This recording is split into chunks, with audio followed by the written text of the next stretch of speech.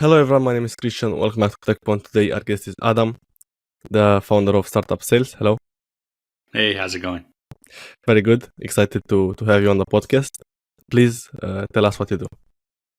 Well, I help B2B companies with their sales processes and structures. So going from 0 to 1 million in under a year, and then scaling that to 15 to 20 million in revenue. Okay, so you have your own company and also some freelancers that you work with, or is it more like strategic help? Strategic help. I work with the founders and the sales leaders on creating the structure and the processes and improving them and things like that. Usually, what was the size of the company that you work with in terms of people? Like 10 to 50 people? In terms of people, about early stage 5 to 10, up to about 30, 40. Okay. And what do you say is the biggest mistake that you see founders make? Depends on the stage. Or let's say on the stages or the top 3 mistakes, something that you can structure. Yeah, on the early stages, I think it's not starting on sales. It's very easy because most founders tend to be technical. So what they tend to do is go with what they know and what they're comfortable with. And that means kind of ignoring sales. And then only to come find out too late that your product that you built is not sellable. It doesn't solve enough of a pain to get the dollar amount that you need. Yes.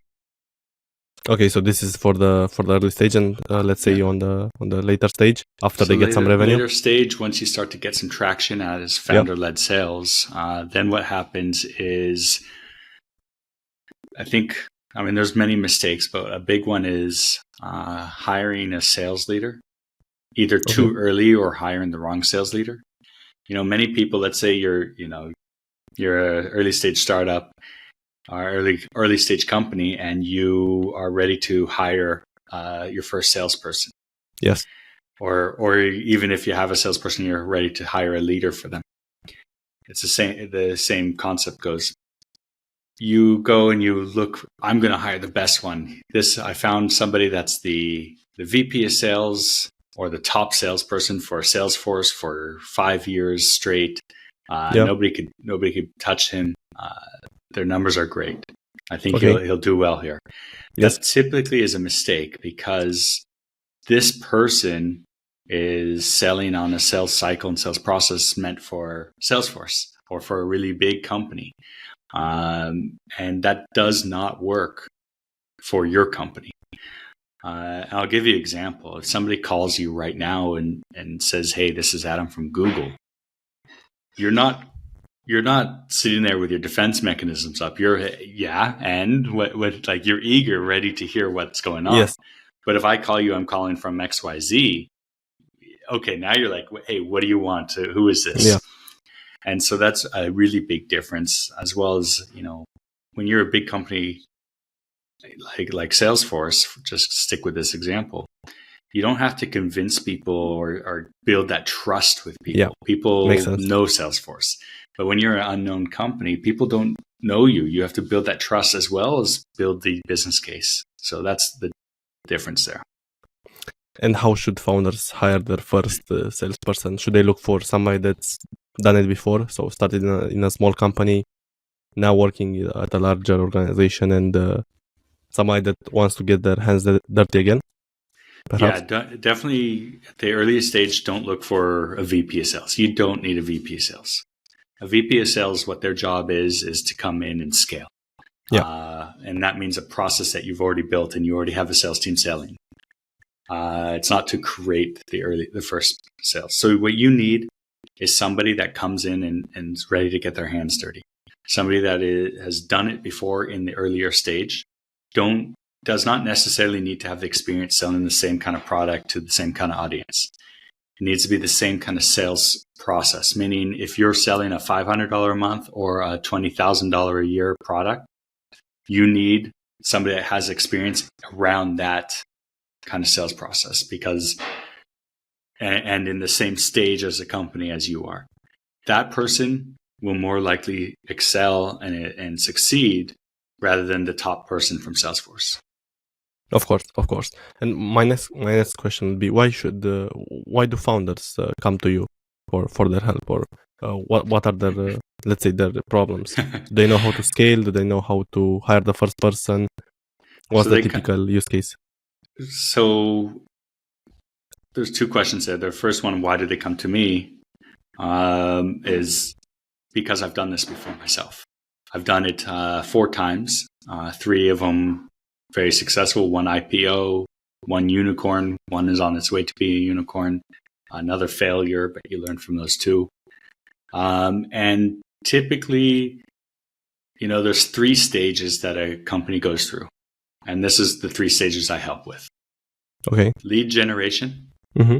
We got to generate leads, because without having people to talk to, everything else is pointless. Yes. And so that's the first stage I help companies with, is filling up the top of the funnel and creating that pipeline. And then the next thing is conversion. How do we convert these people that are now coming to us? How do we convert them? What structure do we need? How do we structure the first call? How do we run a demo? Do we need a trial? Do we need a POC? Is our pricing aligned? How do we negotiate it? What's our contract look like? All of this kind of stuff. And we put together processes and structure for that.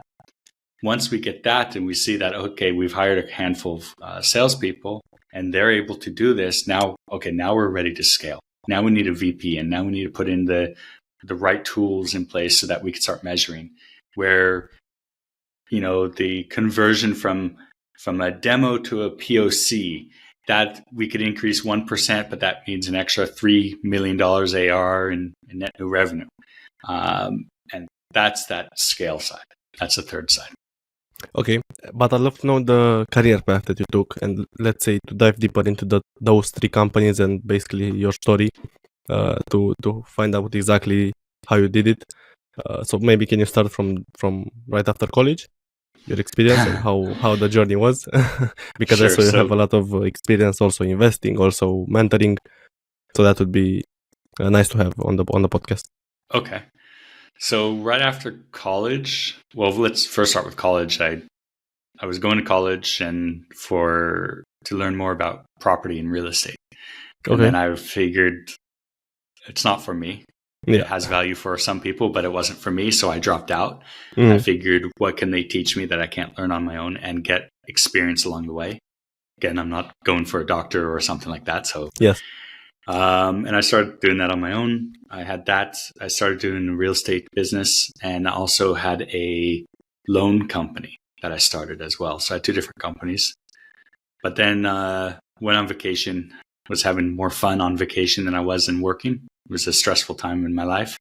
So I decided I'm going to shut everything down and stay and have fun for a few years. And I did that. Then I went into tech. After having a few years break, I went into tech. And as a salesperson, that's where I started to, help these companies and build, be the first salesperson and grow like that. And what was the first company? A company called SimilarWeb. Yep. A lot of people know it if you're in marketing. Of course. Yeah. Okay. And after SimilarWeb, what was the journey? So continued going from one company to another and being the first salesperson, growing like that until I got to one where they pushed me to the limits of my knowledge. And then I decided, okay, well, how do I continue to grow? I need to meet people. So I thought, okay, I'm going to reach out to people that have done this similar situation to mine and ask them for their advice. And I thought, okay, well, if I'm doing that, I might as well record it. I can't be the other one. And I started a podcast. Okay. And so started a podcast. And then the founder of that company, he told me, hey, Adam, you're on track to do this. You'd probably be a better CEO than I would. It really got me starting to think. And then I was like, you know what? Maybe. And then I kept going with that direction. And then eventually people started reaching out to me for help and consulting. And then I started going down that path, reading about, okay, how do I become a consultant? What do I do? I know my stuff, but how do I teach that? I don't want to come and just do it for people. I want actually people to learn from it. Right. So I started taking classes and stuff in there, started learning there, helping more and more companies, building relationships with different VCs that they refer me to their portfolio companies as well. And then that started getting me into, I do some angel investing now, where a couple companies that fit my parameters, and I'll put some money into that to see where that goes. Okay, makes sense. But at multiple companies, you're the first sales hire and help them scale to a certain level? Yes, correct. 4 and different what companies. is let's say, the maximum level or the biggest company? You said to IPO one time. Yeah, SimilarWeb is IPO'd. I don't know where they're at now, but they're still on the market. Yep. Another company, one is a unicorn. One of them we did really well with, but they are a private company, so they're not VC backed. They're not going in that direction, but we did really well with them. One of them was a complete failure. I think they're still alive today, but in some sense or another, but they're not really going anywhere. Hopefully that changes. At these companies, you worked full time, as an employee or partner, not as a consultant. Exactly. Okay, makes sense, right? Yeah. And how did you start podcasting? Just it came from doing these interviews to learn, and then you said I should share it with others as well. Well, I mean, it came at the initial thought process is I need to interview other people. I need to learn from them. I might as well record it, make a podcast. So, and my advice to anybody listening that wants to go to do something similar, just go do it. And I'm sure you could say the same. I started just recording on Zoom with wired headphones in my bedroom. It sounded really echoey, but who cares? Action is better than no action. Of course. And so far, how many episodes have you done? I think about 110, 120. Okay. And are you still doing it? Yes.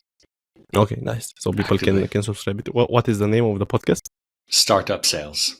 StartupSales. Okay, exactly like the website. Yeah. And I wanted to ask you. Right now, you are full time doing this consulting companies. Correct. Yeah. And what is the difference between working full time at a startup and consulting multiple companies at the same time? How did you learn it? You said you took some resources, and I'd love to know that. Yeah. So you'd love to know the resources or what the difference is? No, the process or what you learn in short. Sure. So first of all, you have to put your ego aside. I guess with any great leadership, you have to put your ego aside. But there's often, I see the path and I know what the path is. First of all, let's take a sidestep. There's more than one path for any problem. There's multiple paths to solve something. But I see a clear path that I would take. But that doesn't necessarily mean that the founders that I'm working with have to take it.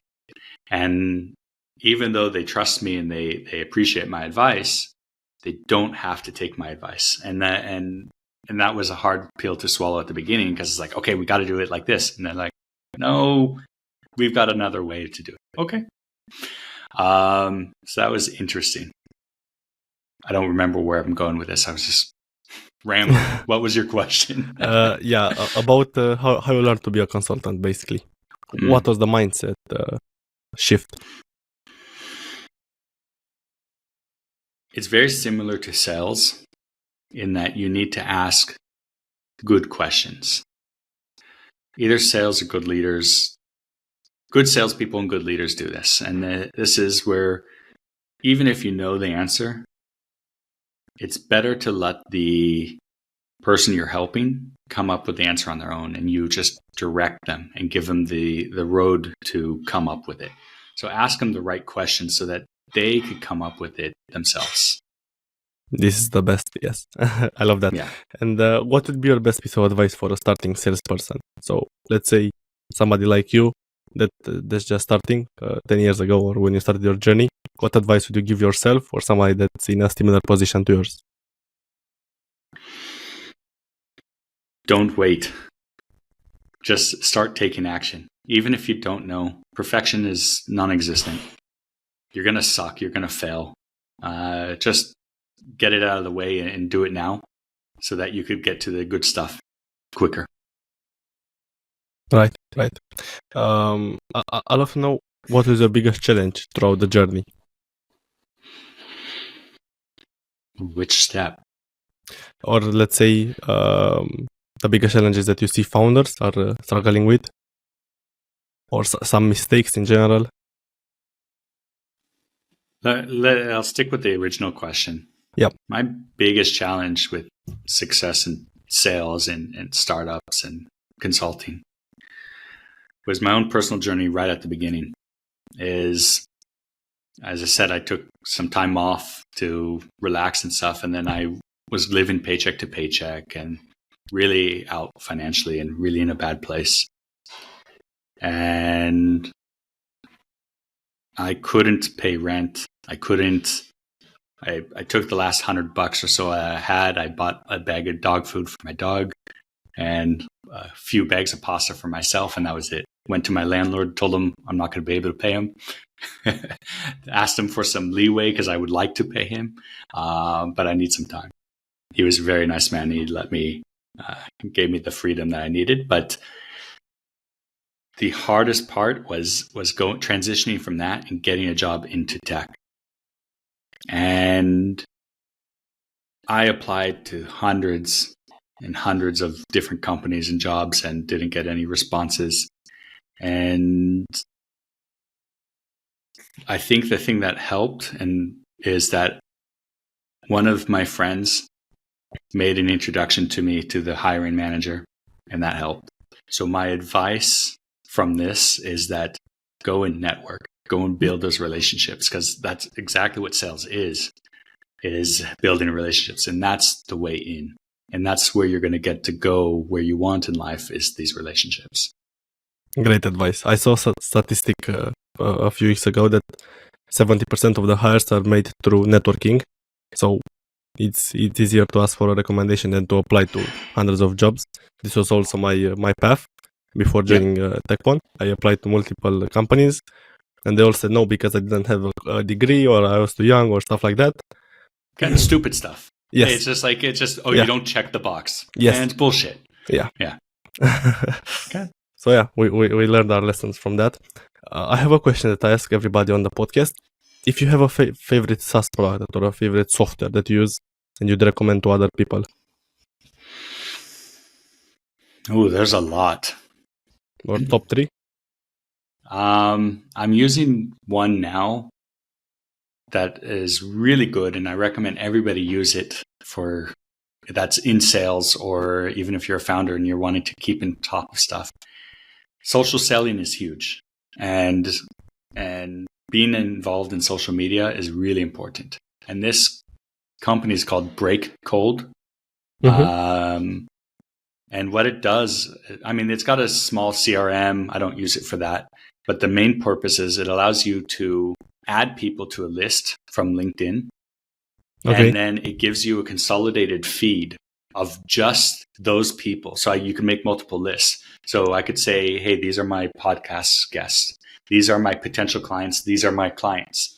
And I could see just a list of a feed of just those people. And I could go like and comment on those. So that way it's a clean feed. I don't have to go through all the garbage that is on there and spend hours a day. I could go spend 5 minutes a day, go and like and comment on all my prospects' posts. And then that way I'm staying on top of mind without sending an email. Hey, where are things standing? Hey, are we going to continue? And BS like that. Wow, really helpful. And you can do this directly in the app? So, or is it an extension? Yes, directly through the app. Wow. Okay. So those are my main questions. Is there anything else that you want to share today on the podcast before we close? Open-ended thing. Yeah, it goes back to the one piece of advice that you asked me is just start taking action and start learning. But that action, if there's a lot of founders listening to your show here, I think it's also take action in the negative way as well. So let's say you hired somebody, fire quickly. If you think it's not going right, it's probably not. Go next. I know that sounds really impersonal and stuff, but it's the survival of your company, and one bad person could also bring down the whole company, and you've got a whole team to worry about. So action is very important. Momentum kills all deals. Thank you That's so a much for this. thing. So, Very yeah. wise. Thank you so much. I really appreciate you joining the show, and yeah, thank you. Pleasure.